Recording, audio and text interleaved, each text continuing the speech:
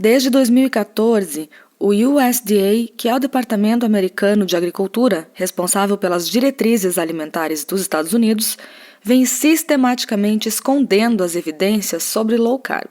E olha só, não é teoria de conspiração, é fato isso. Isso é baseado, inclusive, em e-mails obtidos através da Lei de Acesso à Informação.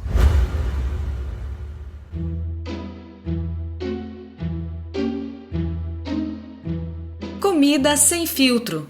Saúde, low carb, estilo de vida, evidências científicas e, claro, nossas opiniões. Toda semana um episódio novo e gratuito para você. Comigo, Dr. Souto. E comigo, Sari Fontana. Para ser avisado a cada novo episódio e receber as referências bibliográficas no seu e-mail, cadastre-se em drsolto.com.br/podcast.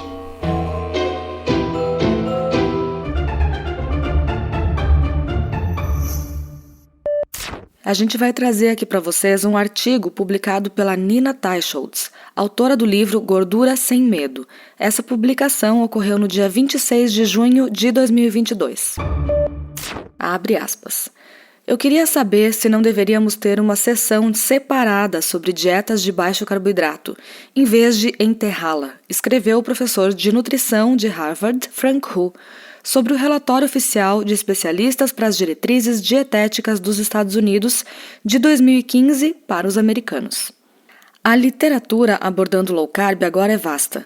Uma rápida busca por low carbohydrate no PubMed.gov, que é um banco de dados do governo de estudos científicos, mostra hoje 7.821 publicações, incluindo 858 ensaios clínicos, aquele tipo mais rigoroso de evidência. Compare isso com os 401 ensaios clínicos sobre dieta vegetariana, que foi formalmente recomendada pelas diretrizes americanas desde 2015. A American Diabetes Association julgou low carb como tendo, aspas, maior evidência para melhorar a glicemia, que é o controle da glicose, a questão chave para pessoas com diabetes. E a dieta produz, abre aspas, mais perda de peso, fecha aspas, do que uma opção com mais carboidratos, de acordo com a American Heart Association. Então é difícil a gente justificar que as diretrizes americanas estejam simplesmente ignorando toda essa literatura, né? Mas vamos adiante. Para as diretrizes de 2015, o USDA realizou uma revisão formal dessa literatura e encontrou 40 estudos, mas, diferentemente das suas outras revisões, manteve esta oculta e nem revelou o fato de ter sido realizada. A existência da revisão sobre dietas low carb só foi descoberta em e-mails obtidos através da Lei de Acesso à Informação. 5 anos depois, para as diretrizes de 2020, o USDA revisou publicamente a dieta low carb, mas não encontrou estudos que atendessem aos critérios de inclusão sobre o tema. Como assim não encontrou? É muito bizarro, porque 5 anos antes eles tinham encontrado 40, e que é um número extremamente modesto, dada as centenas de estudos que existem sobre o assunto. Mas 5 anos depois, em 2020, eles não encontraram nenhum estudo sobre low carb que atendesse os critérios. Talvez os critérios fossem low carb, mas com muito carboidrato. Eu não sei que tipo de critério alguém pode usar para encontrar zero. Mas faz-me rir, né? Não sei onde é que eles estavam procurando e também, na verdade, quem não quer encontrar acaba não vendo, né? Mas, pessoal, para 2025 tem a perspectiva de ficar ainda pior. Como assim? Pois é, para essas próximas diretrizes de 2025, o USDA propôs ignorar completamente todas as dietas com baixo teor de carboidrato. Vamos tentar entender como isso é possível. Em março, o USDA lançou o seu processo para as diretrizes de 2025, publicando uma lista preliminar de perguntas científicas, que não incluía uma única consulta sobre dietas com baixo teor de carboidrato. Então tá, se nenhuma pergunta for feita, nenhuma revisão científica será feita sobre o assunto, obviamente. E isso significaria que as diretrizes não teriam chance de incluir uma opção de baixo teor de carboidrato, pelo menos até as diretrizes de 2030 ou até mais tarde. Naquela ocasião, o público teve 1 mês para comentar e ficou claramente chateado. Quase 80% do total de comentários, ou seja, cerca de 1.200 indivíduos, imploraram para as agências reguladoras considerarem a extensa literatura científica sobre dietas low carb. O período dos comentários públicos, então, terminou em meados de maio e as agências ainda não responderam. A impossibilidade que a maioria dos pacientes tem de obter orientações sobre low carb com seus médicos, nutricionistas ou outros profissionais de saúde, ela pode ser atribuída diretamente às diretrizes, porque essas diretrizes são consideradas o padrão ouro, vamos dizer assim, pelos profissionais de saúde, e são elas que são ensinadas em todos os níveis de escolaridade, desde o colégio até a universidade. E, por lei, as diretrizes também determinam os alimentos servidos em todos os programas federais de nutrição, como merenda escolar, programas de alimentação para idosos, etc. Então, as diretrizes não são irrelevantes. De jeito nenhum. São as diretrizes também que guiam as formulações dos produtos em escala industrial. Da onde será que veio essa preocupação excessiva com o teor de gordura saturada nos alimentos que agora está virando selo no painel frontal dos alimentos? O mesmo se aplica às preocupações com relação ao sódio e ao açúcar adicionado. Açúcar adicionado, né, gente? Lembra que numa dieta low carb a gente não contabiliza só açúcar adicionado. Mesmo se o açúcar não for adicionado, se ele vier diretamente dos ingredientes, ele contabiliza. E os carboidratos de forma geral. E o que dizem as diretrizes hoje, Sari? Hoje as diretrizes recomendam 6 porções de grãos por dia, incluindo 3 refinados. A pessoa não é obrigada a comer 3 refinados, mas ela pode comer até 3 das 6 porções de grãos refinados, e isso está contemplado pelas diretrizes defendidas hoje. Além de até 10% de calorias como açúcar. Ao todo, as diretrizes de 2020 recomendam comer de 52% a 56% das calorias como carboidratos, o que é um pouco acima do que diziam as últimas diretrizes de 2015. Que mostra que nada nunca é tão ruim que não possa piorar, né? O interessante é que essas diretrizes elas se aplicam a uma população cuja maioria, mais de 50%, tem obesidade ou sobrepeso. E segundo um estudo que a gente volta e meia cita aqui, se a gente considerar todos os parâmetros de saúde metabólica, não só obesidade e sobrepeso, mas diabetes, pré-diabetes, gordura no fígado, síndrome metabólica, pressão alta, aumento da circunferência abdominal, etc., o número de pessoas efetivamente saudáveis nos Estados Unidos é 12%. Então, talvez esses 12% possam se dar bem comendo uma dieta baseada em 6 porções de grãos, 10% de açúcar, etc. Mas para 88% da população é um desastre, né?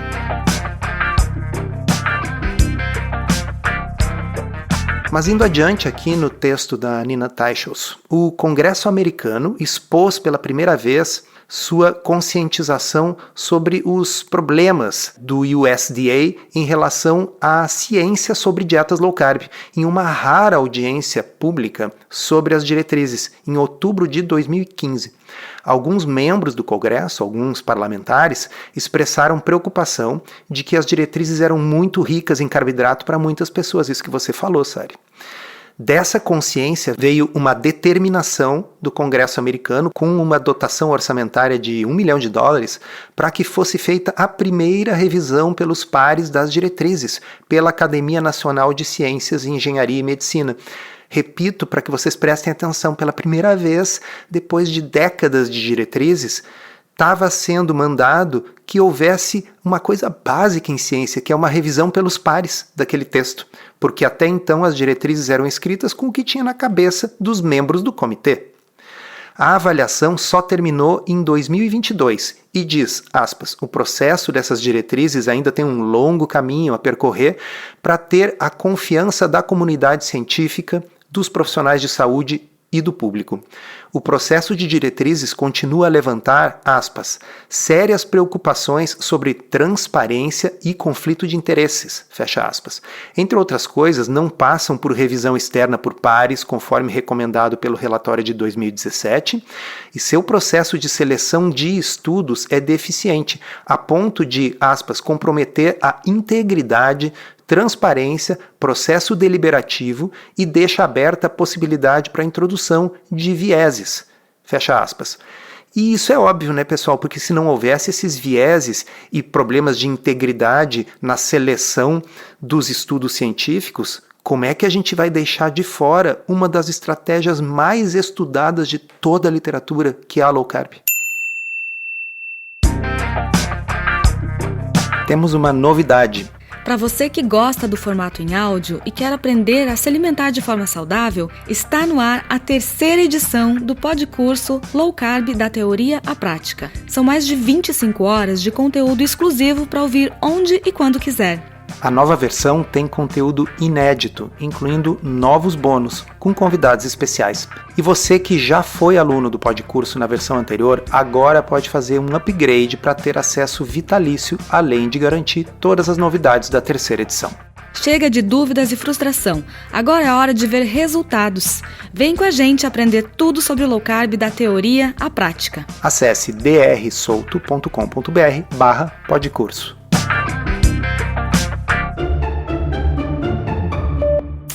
Na véspera do Dia de Ação de Graças de 2014, a nutricionista do USDA, Eve Essary, trouxe à tona o assunto das dietas low carb com membros do grupo de especialistas externos chamado Dietary Guidelines Advisory Committee, que é um comitê consultivo, que por lei se destina a dirigir as revisões científicas para as diretrizes.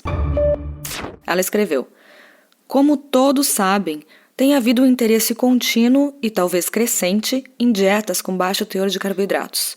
E nos perguntam em várias ocasiões por que as diretrizes dietéticas não recomendam dietas com baixo teor de carboidratos como um dos padrões alimentares de escolha para a população geral." Que fique claro, pessoal, isso não eram e-mails públicos. A gente só tem acesso a isso porque, em função da lei de acesso à informação, foi possível obter essa troca de e-mails, já que é um comitê consultivo público. O membro desse comitê e professor de Harvard, Frank Hu, se manifestou. Abre aspas. "Desejo que o comitê tenha mais tempo para resumir e atualizar as evidências sobre dietas com pouco carboidrato. De qualquer forma, não devemos simplesmente descartar o papel das dietas com pouco carboidrato no controle de peso e na melhoria dos resultados gerais de saúde. Relegar a discussão de baixo teor de carboidratos para a seção de metodologia não permitiria que ela fosse considerada ao lado de outras dietas", diz Hu. Dada a popularidade do padrão low carb e a enorme quantidade de pesquisas que foram geradas nos últimos anos, eu queria saber se deveríamos ter uma seção separada sobre dietas low carb em vez de enterrá-la na seção de metodologia.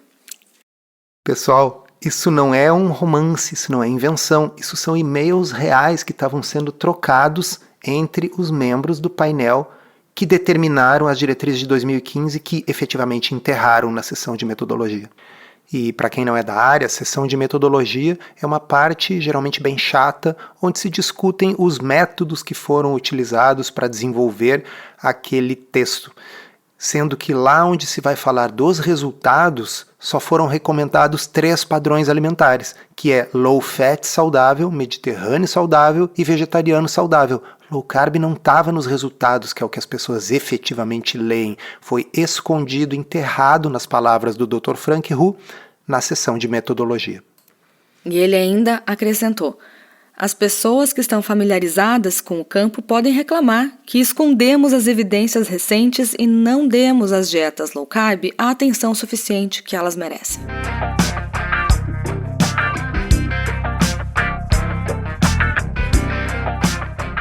Falando um pouco agora sobre as diretrizes de 2020, que são as que estão vigindo, né, no momento que nós gravamos aqui em 2022.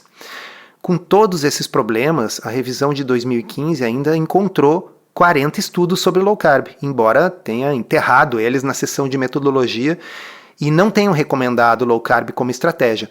Mas e 5 anos depois, em 2020, quando esse número caiu para 0? É difícil entender como cada um dos 18 membros da equipe de revisão sistemática do USDA, além de todos os 20 membros do Comitê Consultivo de 2020, como é possível que eles não tenham conseguido encontrar um único estudo aceitável sobre dietas com baixo teor de carboidrato? Porque se tinha 40 em 2015, obviamente tinha que ter mais em 2020. Até então, pessoal, pelo menos 100 revisões sistemáticas sobre low carb já podiam ser encontradas no PubMed. em 2020. A American Diabetes Association, em 2018, já tinha adotado low carb como, aspas, uma das dietas padrão para o controle do diabetes tipo 2. Não ter conhecimento de qualquer uma dessas publicações significava que todos os especialistas envolvidos no processo das diretrizes de 2020 ou estavam com medo de falar sobre o assunto ou completamente fora de contato, descolados da literatura revisada pelos pares no campo que deveria ser a sua especialização. A doutora Sarah Hallberg, aquela fundadora do Virta Health, foi uma entre 15 médicos que testemunhou junto a esse painel com relação a dietas low carb. Atualmente, o público está esperando para saber se o USDA reverterá o curso e decidirá abordar o corpo substancial da dieta de baixos carboidratos para as diretrizes de 2025. Então, ela comentava no texto, a gente está abreviando aqui para vocês, mas mesmo que essas pessoas de alguma forma conseguissem não ter lido as centenas de estudos que existiam sobre o assunto, houve ainda 15 médicos que testemunharam perante o painel e informaram o painel da existência desses estudos. Então, não tem como dizer que não sabiam. Houve, por algum motivo, uma necessidade de enterrar esse assunto, né? Enquanto isso, os resultados de 5 anos do ensaio clínico supervisionado pela Sarah Hallberg, que infelizmente morreu recentemente de câncer de pulmão, era uma pessoa maravilhosa, esses resultados acabaram de ser publicados. Na verdade, eles não foram publicados ainda na literatura peer review, eles foram apresentados no Congresso da Sociedade Americana de Endocrinologia recentemente. Mas o que esses dados mostraram era que uma dieta low carb pode colocar diabetes tipo 2 em remissão por até 5 anos, de forma segura e sustentável, eliminando a necessidade da maioria dos medicamentos. E só tem mais uma abordagem nutricional, que é a dieta mediterrânea, que é apoiada por ensaios clínicos de 5 anos. Todas as outras estratégias nutricionais para o diabetes não têm estudos tão longos. E a mediterrânea, embora reduza moderadamente o risco cardiovascular, nunca demonstrou colocar diabetes tipo 2 em remissão ou sequer causar perda de peso significativa. A restrição de carboidratos é atualmente a única abordagem que usa comida de verdade e que pode reverter um diagnóstico de diabetes tipo 2. Diminuindo dramaticamente ou até mesmo eliminando a necessidade do uso de medicamentos para esse tipo de paciente. Mas você talvez esteja se perguntando, o que a gente tem a ver com isso? O pessoal que está no Brasil, que impacto vai ter essas diretrizes dietéticas americanas aqui para quem mora em outros lugares do mundo? O impacto ele é bem grande. Quando vocês olham num rótulo de alimentos e ali tem numerozinhos percentuais do lado das gorduras, carboidratos, etc., aqueles percentuais são baseados em coisas definidas nas diretrizes americanas. São aqueles valores diários recomendados. Então, se a diretriz americana sugere quase 60% de carboidratos, mas sugere no máximo 30% de gorduras, isso vai distorcer aqueles percentuais ali.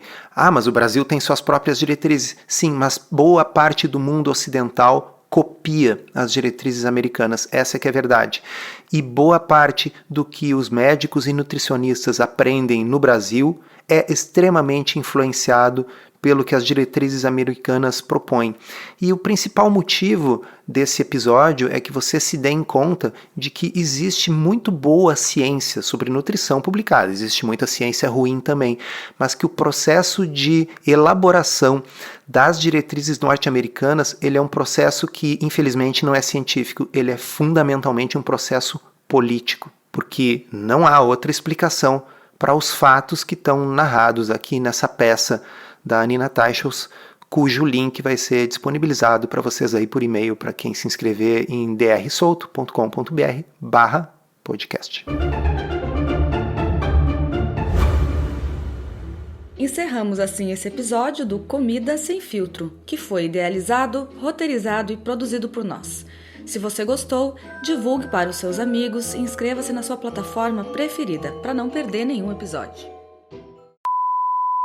As informações contidas neste podcast são apenas para fins informativos e podem não ser apropriadas ou aplicáveis às suas circunstâncias individuais. Este podcast não fornece aconselhamento médico ou profissional e não substitui a consulta com um médico ou nutricionista. Não use este podcast para diagnóstico ou tratamento médico. Qualquer sugestão é apenas uma recomendação geral, que não é específica para qualquer pessoa ou doença em particular.